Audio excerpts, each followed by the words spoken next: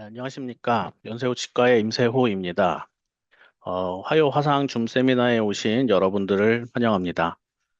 이번 시간에는 그 전신질환 환자에서의 이제 매직코어를 이용한 임플란트 술식에 대해서 간략하게 좀 말씀을 드리려고 합니다. 의료의 발전으로 평균 수명이 증가를 하게 되면서 우리 사회는 이제 고령화 사회로 진행이 되고 있는데요. 그 유엔 발표에 따르면 1970년대에 전 세계 평균 수명이 58.1세였다가 최근 2020년도에는 72.3세로 늘어났다고 보고가 되고 있습니다. 그리고 국내의 경우에는 70년대 63.1세에서 최근 82.5세까지 늘어난 걸로 보여지고 있는데요. 이렇게 이제 고령 인구가 증가함에 따라서 우리 치과 치료를 받는 환자군의 이제 연령도 점점 높아질 것이고, 그에 따른 이제 전신 질환을 동반한 환자들에 대한 우리는 치과 치료를 조금 더 자주 접하게 되는 환경으로 변해가고 있습니다. 그래서 이러한 이제 만성 전신 질환을 가진 환자들에 대해서 어떻게 우리가 적용을 하고 최소 침습적으로 어떻게 유리한 부분이 있는지, 그래서 그런 부분들에 대해서 조금 말씀을 드리려고 하고요. 그래서 이 일반적인 전신 질환 환자에 대해서 전신 질환에 대해서 우리가 어떻게 대응을 해야 할 것인지 간략히 좀 보겠습니다. 우선 우리가 가장 흔히 만날 수 있는 이제 고혈압 환자, 고혈압이라고 하면은 이제 어, 정상인 경우, 그 고혈압 전 단계, 그 스테이지 1, 스테이지 2 이렇게 나눌 수 있는데요. 보통 수축기 혈압이 140에서 159 사이, 그리고 이완기 혈압이 90에서 99 사이 정도까지는 스테이지 1 하이퍼텐션이라고 해서 대부분의 치과 치료에는 크게 문제가 되지 않는다고 보고되고 있습니다.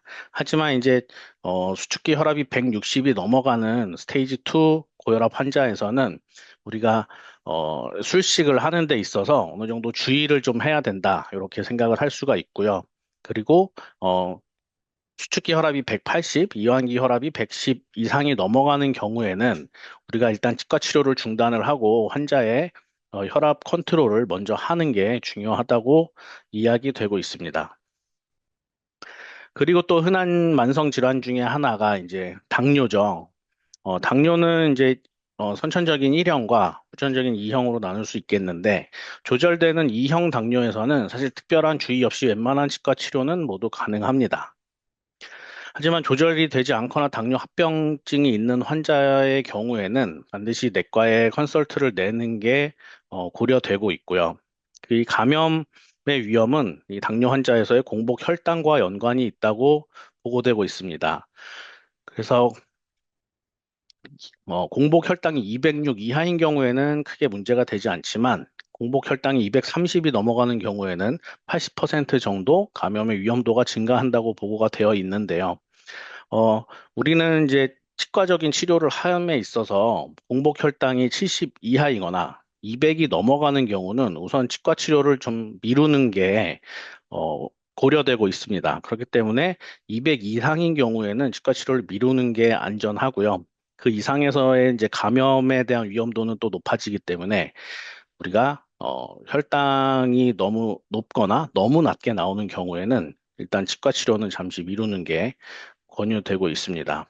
그리고 또 이제 환자분들 중에 예방적이거나 아니면 진단을 받고 치료적인 목적으로 항혈전제를 복용하는 환자분들이 고령 환자에서는 많이 보이는데요. 항혈전제에는 크게 항혈소판제, 항응고제, 혈전용해제 이렇게 세 가지로 나눌 수가 있는데, 각각의 기전은 조금씩 다르지만 이번 시간에는 기전에까지 얘기할 시간은 없을 것 같고요. 그렇게 대략적인 부분만 우선 지어 보겠습니다. 그러면 우리가 이제 이런 항혈전제를 복용하는 환자에 있어서 치과적인 치료를 했을 때 이제 문제가 될 수 있는 부분들은 출혈 리스크이거든요. 그러면 이 약을 중단을 함으로써 받을 수 있는 리스크와 우리가 어, 출혈 리스크를 비교를 해봤을 때 어느 쪽이 더 문제 위험도가 높을 것인가를 판단을 해 봐야 됩니다. 당연히 우리 치과적인 입장에서는 출혈 리스크를 줄이는 게 좋고, 그러기 위해서는 약을 중단을 하는 게 좋겠지만, 이 약들을 그냥 먹는 게 아니잖아요. 어떤 문제가 있기 때문에, 메디케이션 중인 거기 때문에, 그걸 임의로 중단을 했다가 문제가 생길 경우에는, 추 책임 소재에서도 자유롭지 못할 수 있고, 그래서 대부분의 치과 치료는 사실 우리가 로컬에서 시행하는 것들은 마이너 서저리입니다. 그래서 실제로는 뭐 우리 입장에서는 피가 이거 많이 난다, 덜 난다 이렇게 판단을 할 수 있지만 전체적인 수술적인 맥락에서 보면 치과에서 하는 거의 대부분의 치료는 마이너 서저리라고 보고 있고요. 그래서 출혈 리스크는 상대적으로 어, 적다고 우리는 보여지는 수식들을 하고 있는 겁니다. 그래서 이제 그럼에도 불구하고 이제 투약을 중단을 해야 되는 경우가 있다라고 하면 그 투약의 원인이 뭔지에 따라서 투약 중단 리스크는 달라질 수 있거든요. 50세가 넘어가면서부터 이제 심혈관 질환을 예방적으로 막기 위해서 예방적인 뭐 아스피린 등을 복용을 한다든지 이런 경우에는 사실 투약 중단 리스크가 조금 더 낮겠죠. 하지만 이제 뭐 뇌경색이나 심근경색 같은 질환을 진단을 받고 치료 목적으로 약을 복용하는 경우에 중단했을 때는 리스크가 더 커집니다.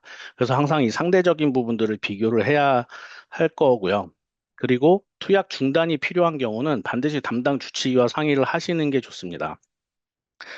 일반적으로 뭐 아스피린은 뭐 3일에서 5일 끊는다. 이렇게 해서 치과에서 그냥 약을 끊고 오세요. 이렇게 하시면 안 되고요. 약을 끊을 목적과 약을 끊을 이유가 분명하다면 담당 주치의의 컨설트를 내서 반드시 약을 중단을 하는 것은 담당 주치의의 상의 하에 진행을 하셔야 되겠습니다. 그래서 저 같은 경우는 환자분이 왔을 때 뭐 보통 요새는 환자가 본인이 그냥 끊고 오겠다고 하시는 분들이 있는데 절대 마음대로 끊지 말라고 저는 말씀드리고요. 그럼에도 불구하고 환자분이 뭐 가기가 귀찮다든지 그래서 자꾸 고집을 부리시는 경우에는 저는 그냥 아스피린 정도는 그냥 드시면서 끊지 말고 수술을 하자고 말씀드립니다. 그 근거는 이제 미국 흉부학회에서 이제 제시되는 가이드라인이거든요. 술전 가이드라인. 2022년도에 업데이트된 건데, 뭐 이제 자세한 내용들을 다 볼 시간은 없고요. 여기서 이제 권유한 사항은 이제 와파린 같은 경우는 마이너 서저리인 경우 3에서 5일 정도, 아스피린 같은 거는 끊지 말라고 권장되고 있어요. 클로피도그렐 같은 경우도 뭐 필요하면 5일에서 7일 정도 이렇게 끊으라고 되어 있지만 근본적으로는 약을 안 끊을 수 있으면 안 끊는 거를 권유한다. 이렇게 되어 있고요. 근데 당연히 이거는 이제 흉부학회 입장이기 때문에 투약 중단했을 때 리스크를 더 크게 보는 거기는 하거든요. 그래서 그 권고안 중에 특히 치과 치료 중에는 와파린 같은 어, 항, 항응고제도 가급적이면 끊지 않고 진행할 수 있으면 진행해라. 대신 거기에 대한 에비던스가 명확하진 않지만 끊었으면 좋겠다. 이런 뉘앙스거든요. 그래서 최근 이제 흐름을 보자면 이제 마이너 서저리를 할 때 우리가 이런 혈전제의 복용을 중단을 했을 때 출혈 위험을 막는 것보다 그 반대급부의 리스크가 더 크다라고 점점 판단을 하는 것 같아요. 그래서 아스피린 같은 경우는 저는 끊지 않고 진행을 하고 있습니다. 그래서 케이스를 하나 보자면 이 환자분 같은 경우 72세 여환이신데 16번, 17번 임플란트가 오래되신 건데 이제 이게 임플란트 주위염으로 인해서 뼈가 많이 손상이 되어 있고 어, 염증도 많은 상태여서 이제 불편하다고 오셨습니다. 내원을 하셨습니다. 그래서 환자는 이제 뇌경색으로 인해서 아스피린을 드시고 계신 분이었고요. 뇌경색이 발병한 지는 꽤 시간이 지난 상태였기 때문에 뭐 수술하는데 크게 문제는 없다고 판단이 됐고, 16, 17번 임플란트를 발플란테이션을 하면서 16, 17번 임플란트를 바로 다시 심기로 하였습니다. 그래서 수술을 하는데 이제 알베올라 본로스가 심했기 때문에 버칼 쪽에 치원도 많이 퇴축이 돼 있었고요. 그래서 이 상황에서 제거하고 그냥 바로 식립을 하자니 팔라탈과 버칼 쪽의 높이 차이가 너무 컸어요. 그래서 팔라탈 쪽에 각화치은을 인시전을 해서 리포지셔닝 플랩 같은 개념으로 픽스처 바깥쪽으로 버칼 쪽으로 넘겨서 술식을 진행을 했습니다. 만약에 뭐 FBGG 같은 부가적인 술식을 사용을 했다라고 하면 오피 사이트도 커질 뿐더러 아스피린도 복용하고 있는 환자에서 출혈량도 더 늘어날 거라고 판단을 했기 때문에 이렇게 특히 이제 매지코 임플란트의 디자인적인 특성과 장점을 살려서 이런 식으로 간단히 수술을 해서 3개월 뒤에 원하는 모양으로 힐링된 양상을 보일 수 있고요. 수술 직후의 파노라마와 3개월 뒤에 최종 보철까지 들어가 있는 양상입니다. 그래서 이 환자분도 출혈에 대한 큰 고생 없이 잘 마무리된 케이스고요.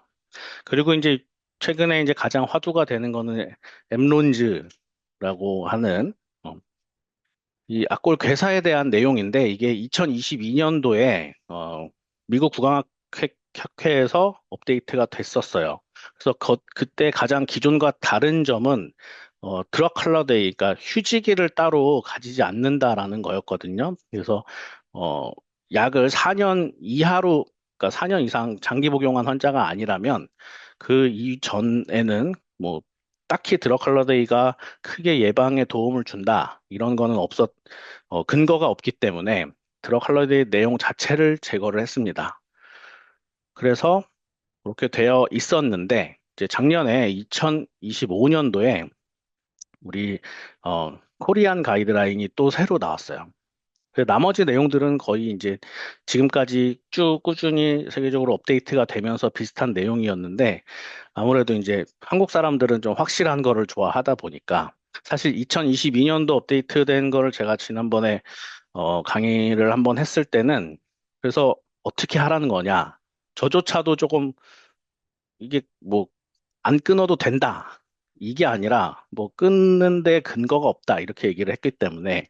근데 이제 2025년도 코리안 가이드라인에서 다시 나온 내용은 경구용 BP 제제를 먹는 환자의 경우에는 드러칼라데이를 2달 정도 가지라고 명확하게 제시를 하고 있습니다. 그리고 IV 주사제로 맞는 경우에는 6개월에서 12개월 정도 중단할 것을 권고하고 있고요. 데노스맙 같은 경우는 리바운드 이펙트가 있기 때문에 완전히 끊는 거는 권장하지 않고요. 보통 이제 3, 4개월과 마지막으로 메디케이션을 시행한 지 3, 4개월 이후에 술식을 진행하고 그 뒤로 이제 6주에서 8주 정도 지나면 다음번 메디케이션 할 시기가 오기 때문에 그 중간에 가장 희석이 되어 있을 때 수술을 하라고 되어 있고요. 그리고 이런 이제 술식을 진행한 뒤에는 뭐 예를 들어서 임플란트라든지 발치라든지 힐링될 타임이 필요하기 때문에 그 이후에 6주에서 8주 정도 뒤에 다시 약을 재개하는 것이 좋겠다. 이렇게 나와 있습니다. 그래서 가장 최근 버전에서 기존과 달라진 점은 이제 경구용 BP의 드럭 할러데이가 사라졌다가 다시 이제 2달 정도를 권고하고 있는 거고요. 그래서 이제 표로 이제 그림으로 이제 간단히 보자면 어,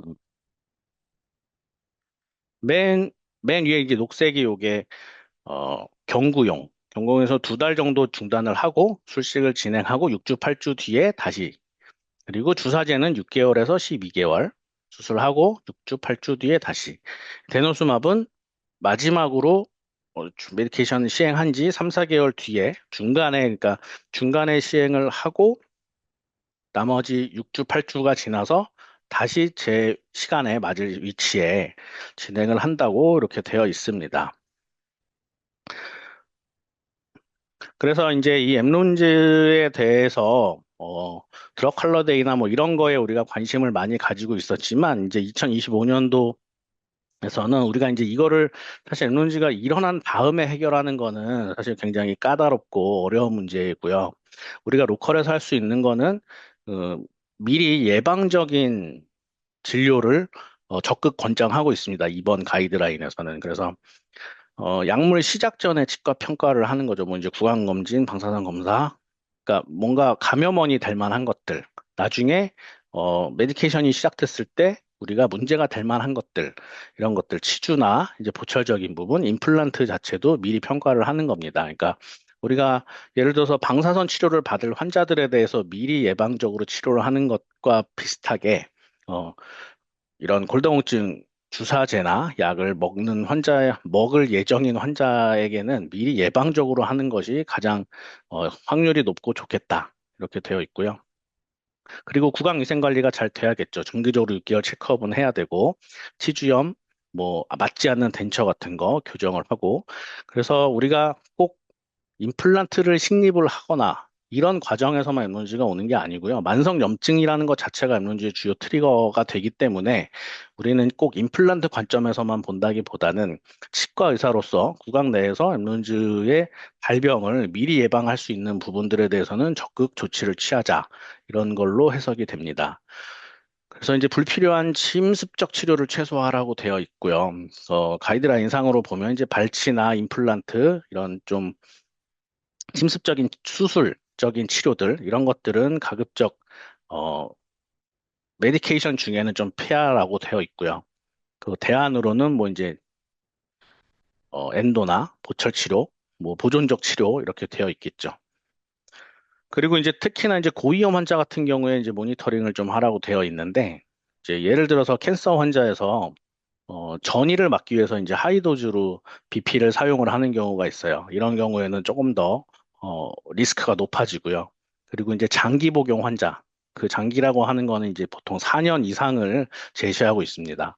그리고 스테로이드를 병용을 하고 있거나 당뇨 환자, 그리고 흡연을 하는 환자분들, 이런 분들은 여러 가지 팩터가 더해져서 고위험 환자군에 속하기 때문에 미리미리 모니터링을 좀 잘 해주시는 게 좋겠고요. 그리고 이제 임플란트가 이미 식립되어져 있는 환자라고 하더라도 이런 환자들도 이제 엠론지에 대해서 미리 대응을 해야 된다고 이렇게 제시하고 있습니다. 그 임플란트 자체도 롱텀으로 봤을 때는 엠론즈 리스크 팩터 중에 하나라고 얘기를 할 수 있고요. 그 주변에 페리임플란타이티스나 이런 것이 생길수록 염증이 생길 테니까 그런 염증이 생기고 뼈에 염증이 생기면 이런 메디케이션을 하는 환자들에서는 엠론즈의 발병 위험이 높아지기 때문에 한번 심은 임플란트라고 그냥 끝나는 게 아니라 우리는 지속적으로 관리를 해줄 필요가 있다고 얘기를 하고 있습니다.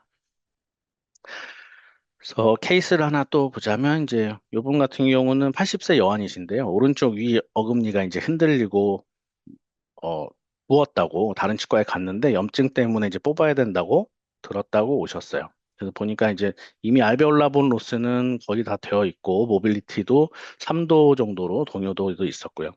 근데 이제 연세가 있으시다 보니까 이제 히스토리가 메디컬 히스토리가 이제 고혈압도 있으셨고 어, 항혈소판제도 드시고 계시고 당뇨도 있고 골다공증도 있고 만성 신부전으로 투석도 하고 계신 분이었어요.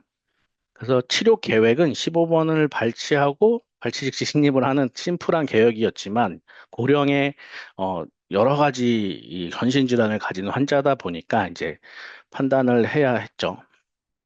그래서 우선은 고혈압은 145 정도이기 때문에 1기 고혈압이라서 크게 수술에 지장을 줄 정도는 아니라고 판단을 했고요.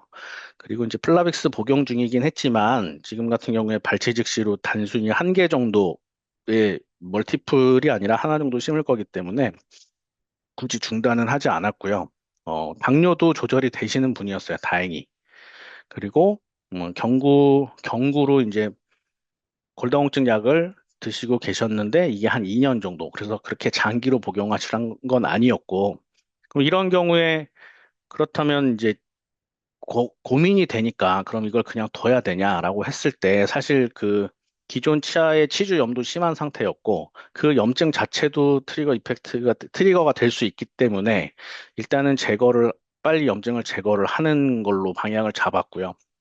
그래서 임플란트도 하는 김에 같이 하는 걸로. 그리고 이제 신장 투석을 중이기 때문에 신장 투석 날짜만 피해서 수술을 하기로 했습니다.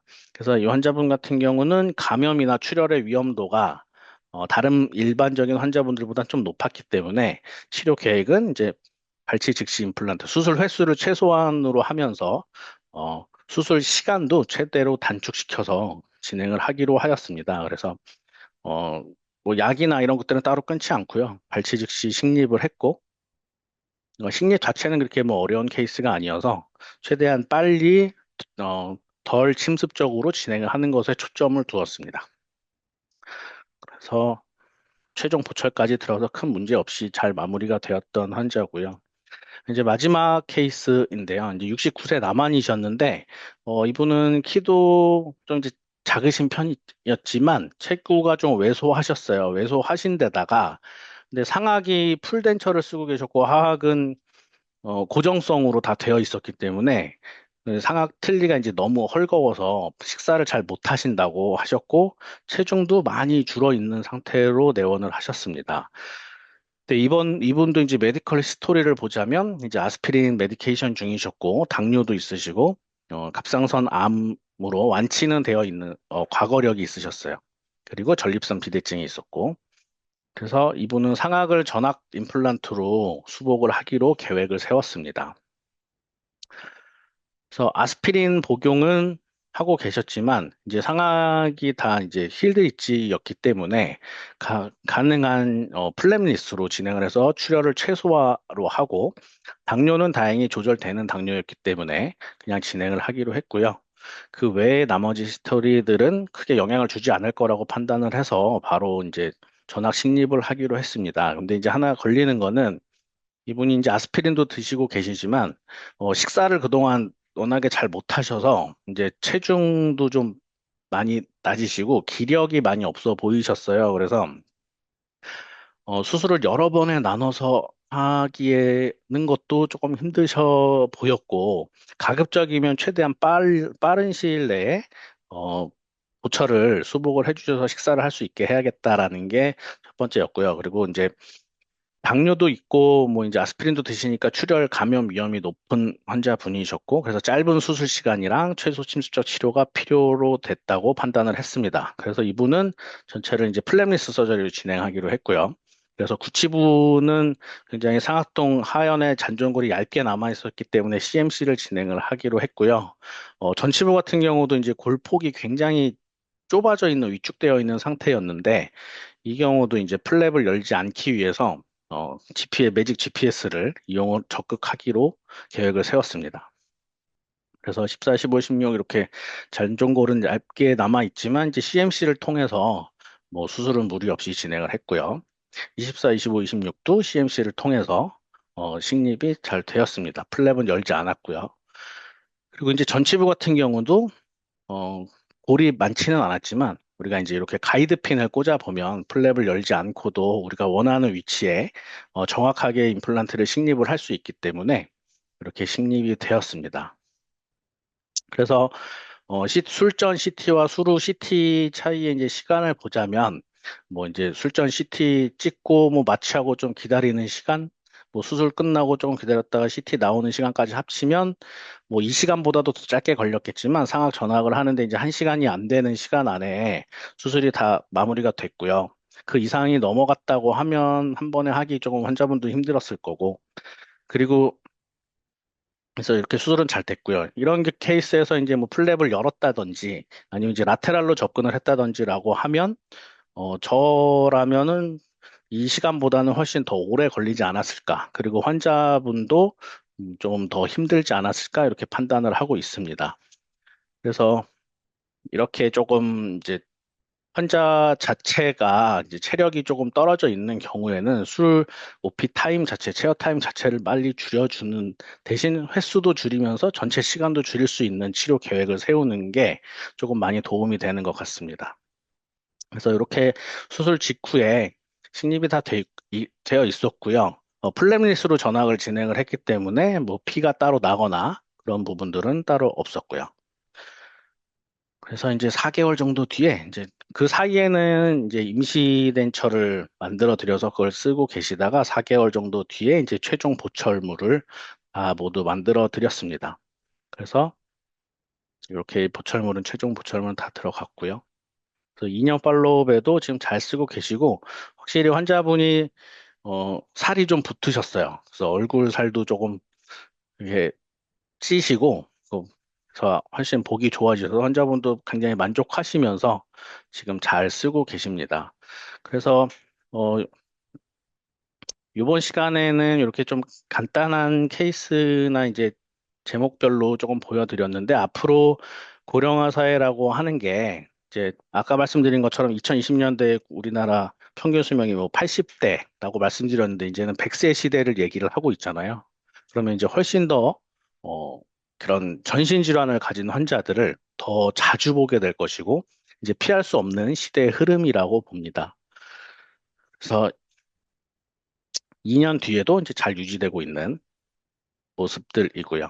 그래서 이제 이런 시대의 흐름이 뭐 엄청 빨리 변하고 있잖아요. 예전 같으면은 뭐 학교에서 이제 졸업하고 딱 배운 거 가지고 그래도 한동안은 써먹을 수 있었다 그러면 요새는 바뀌는 간극이 훨씬 더 짧아지고 빨라지는 것 같습니다. 요새 막 로켓도 쏘고 이제 조만간 로봇이 일자리를 다 대체한다고 하는데 저도 언젠가 로봇한테 대체가 되겠죠. 그게 언제일지 모르지만 제 생각보다는 점점 빨라지는 것 같기는 하지만 어찌됐든 그 대체되기 전까지는 우리도 뭔가는 계속 발전하고 바뀌어야 된다고 생각을 합니다. 환경도 바뀌고 있고요. 그래서 이제 다음번 임플란트는 우리는 어느 쪽으로 가야 할 것인지 좀 생각하는 시간을 가졌으면 좋겠습니다. 경청해 주셔서 감사합니다.